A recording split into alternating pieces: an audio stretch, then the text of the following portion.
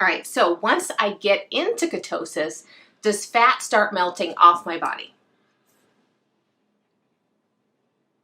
Well, melting is a That's a tricky very one. common, right? But that's a very common thing. You hear a lot Yeah. of these stories out there where people are losing amounts of weight rapidly. So let's talk a little bit about what happens in your body once you get into ketosis. Yes. So ketosis is a very good sign that you are starting to access stored body fat. It's a very excellent sign of that. But that initial weight loss, what you might consider the melting off of fat, a lot of that is water weight, along with burning some fat. So So usually that's everything you lose in the first 7 to 10 days. Now, don't take that as a discouraging sign. This is a step. This motivates so many people to keep going, right? You see that initial weight loss, and just take that as a sign you're doing something right. We don't share this information to discourage you, but just to explain what's happening. Because one of the keys to being successful with keto is just taking a little time to understand your biology, yeah, right? Your physiology, what's happening. yeah, and we can typically store up to 6 grams of water for every gram of carbohydrates that we consume.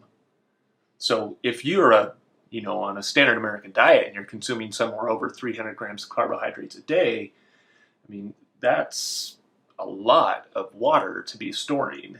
Intramuscular water storage, and our body's constantly making water through different processes, and you know, so that's a lot of water. Yeah, so but you need to find that balance. mhm. Go ahead. Yeah. So I was just going to say, so once your body's into ketosis, you're burning fat stores. So you can start to play around with the amount of fat you're consuming in your diet. So your body can create ketones from the fat you're eating. So we call that your dietary fat, or it can pull fat stores off of your body and create ketones. So this is the point when you know you're in ketosis that you can start decreasing your calories. And do that based on how you feel. So you've got good energy and you're just not feeling hungry. That is an actual thing that happens with a lot of people once they hit ketosis. They say, well, do I have to eat all these calories? I'm not hungry. Do I force myself to eat the extra food? And the answer is no. Now, don't force yourself to eat if you're not hungry.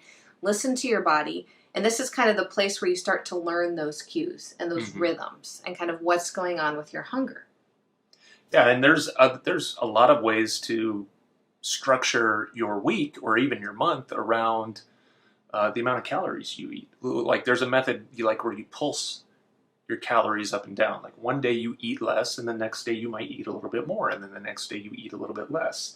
So you're kind of pulsing up and down and getting your calorie needs. Some days you might consider it overeating, but you're just getting more in, and the next day you don't eat as much. So there's a lot of ways to balance that out throughout a week or a month. Right. So we have some other videos on this channel that talks about how do you tell if you're in ketosis. So I'll send you to those to kind of go through a list of kind of how you can feel physically. We also have a few videos on what's the best way to test for ketosis here on this channel. So I'll send you to those videos as resources to kind of go through, because that's kind of where this question leads.